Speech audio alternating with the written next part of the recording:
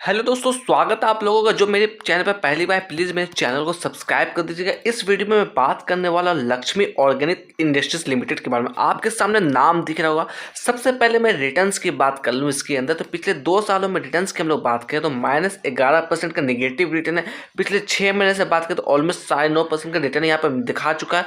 पिछले 3 महीने से हम लोग बात करें तो -15% की नेगेटिव रिटर्न है। अगर कुछ महीनों से बात करें या कुछ दिनों से बात करें तो ऑलमोस्ट आपको फ्लैट नजर आता हुआ दिख रहा होगा। मगर आज के दिन बात करें तो लगभग 2% की गिरावट के साथ इसमें क्लोजिंग हमें देखने को मिली है। तो आगे चलेंगे, लेवल को एनालाइज करने की कोशिश करेंगे। इसके अंदर अगर आपकी होल्डिंग पड़ी हुई तो सोच समझ कर निवेश करिएगा, क्योंकि ऊपर के लेवल से काफी ये स्टॉक्स गिर चुका है डाउन साइड में। तो चलिए एक एक करके सारी चीजों को क्लियर करते हैं। यहाँ पर हम लोग आ गए हैं चार्ट पे। 1 डे की जगह पर मैंने 1 वीक के टाइम फ्रेम में चार्ट लगा रखा है। यहाँ पर आप देखिएगा, अगर सबसे पहले बात करें अपसाइड में रेजिस्टेंस लेवल्स के लिए, तो ये जो आप लेवल्स देख रहे हैं जो मैं मार्क कर रहा हूँ, ये 3 लेवल्स जो देखिएगा इसके लिए एक अच्छा रेजिस्टेंस लेवल है जो कि 322 का है। मैं ऐसा क्यों बोल रहा हूँ, क्योंकि इसने इस लेवल्स को टच किया, वापस गिरावट देखने को मिली, वापस पुल बैक मारा, ठीक उसी लेवल से गिरावट देखने को मिली, वापस पुल बैक मारा, वापस गिरावट हमें देखने को मिली है। ये जो लेवल है 322 का, यहाँ पर 9 सितंबर 2024 को टच किया। फिर समय में थोड़ा पीछे हम लोग जाएं तो ये है 4 सितंबर 2023 का लेवल।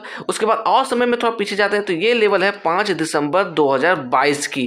तो आप देखिएगा एक एक साल पर इसने लगभग 322 के लेवल को टच करने की कोशिश की। अगर समय में और हम लोग पीछे जाते हैं, यहाँ पर ऑल टाइम हाई की अगर हम लोग बात करें, इसने लगभग टच किया था 626 के लेवल को। ये जो लेवल्स देख रहे हैं 626 का लेवल है, जो आज से ठीक 3 साल पहले टच किया था। 16 सितंबर 2021 को इसने इस लेवल को टच किया था। उसके बाद कंटिन्यूस स्टॉक्स में हमें गिरावट देखने को मिली। अगर हम लोग डाउन साइड में सपोर्ट की बात करें तो ये लेवल इसकी सपोर्ट निकलती हुई आ रही है, जिसकी वैल्यू 218 रुपए के पास आती हुई दिख रही है। अगर मैं बात करूं 50 डे मूविंग एवरेज के पास, तो ये स्टॉक ठीक अपने 50 डे मूविंग एवरेज के पास ही ट्रेड कर रही है। इसकी जो वैल्यू निकलती हुई आ रही है वो 268 है। अगर हम लोग बात करें लक्ष्मी ऑर्गेनिक की क्लोजिंग वैल्यू, तो इसकी वैल्यू है 269। तो ठीक अपने 50 डे मूविंग एवरेज के ऊपर क्लोजिंग देखने को मिली है इसके अंदर। अगर हम लोग बात करें स्टॉक्स की 200 डे की मूविंग एवरेज की वैल्यू, तो ये निकलती हुई आ रही है 265। तो देखा जाए तो 50 डेज मूविंग एवरेज और 200 डे मूविंग एवरेज के ऊपर ही इसमें क्लोजिंग हमें देखने को मिली है। अगर हम लोग बात करें डाउन साइड में,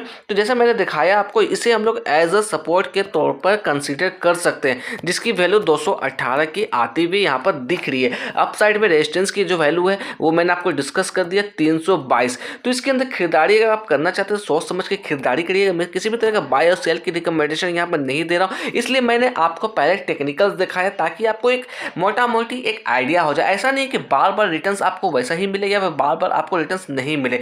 हो सकता है इसके अंदर कुछ अच्छी न्यूज़ आ जाए या कुछ अच्छी कमेंट्री आ जाए कंपनी की तरफ से, तो इसमें वापस से तेजी हमें देखने को मिल सकती है। अगर यहाँ पर हम लोग परफॉर्मेंस की बात करते हैं, अकॉर्डिंग टू टिकट परफॉर्मेंस यहाँ पर लो नजर आता हुआ दिख रहा है। वैल्यूएशन की बात करें तो वैल्यूएशन यहाँ पर हाई नजर आता हुआ दिख रहा है। ग्रोथ की बात करें तो ग्रोथ भी यहाँ पर लो नजर आता हुआ दिख रहा है। अगर एंट्री पॉइंट की बात करें तो इसके हिसाब से एवरेज नजर आता हुआ दिख रहा है। फोरकास्ट एंड रेटिंग्स की बात करें तो देखिएगा सिर्फ और सिर्फ 2 एनालिस्ट ने इसे कवर किया, जिसमें 50% लोगों ने बाय की रिकमेंडेशन दी है।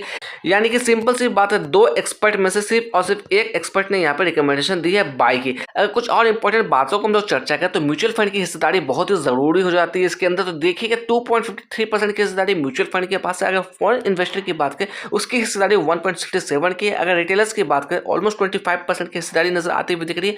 प्रमोटर की बात करें तो लगभग 69.50% की हिस्सेदारी है। अगर म्यूचुअल फंड की इन्वेस्टमेंट की बात करें तो टॉप 5 ऐसे म्यूचुअल फंड की इन्वेस्टमेंट की हम लोग बात करते हैं जिसका वेटेज बहुत ही ज्यादा है, तो क्वांट कमोडिटीज की वेटेज है 10% की। अगर आईसीआईसीआई प्रो की हम लोग बात करें इसकी वेटेज 0.43% निकलती हुई आ रही है। अगर क्वांट मैन्युफैक्चरिंग फंड की बात करें इसकी वेटेज 4.44% की निकलती हुई आ रही है। यहाँ पर एक झलक अगर हम लोग डिविडेंड पर डालें तो आप देखिएगा 15 जुलाई 2021 को इसने 50 पैसे का डिविडेंड दिया था। साल 2022 की बात करें तो वहाँ पर 70 पैसे का डिविडेंड दिया था। साल 2023 की बात करें तो वहाँ पर 50 पैसे का डिविडेंड दिया था। साल 2024 की बात करें तो वहाँ पर 60 पैसे का डिविडेंड दिया। यानी कि डिविडेंड कुछ खास आपको नजर नहीं आता हुआ दिख रहा है स्टॉक्स के अंदर। खरीदारी सोच समझ के करिएगा, किसी भी जल्दबाजी में आपको डिसीजन नहीं लेना है, क्योंकि कैपिटल आपका है, इसलिए थोड़ा सा अवेयरनेस के साथ इसमें काम करिएगा।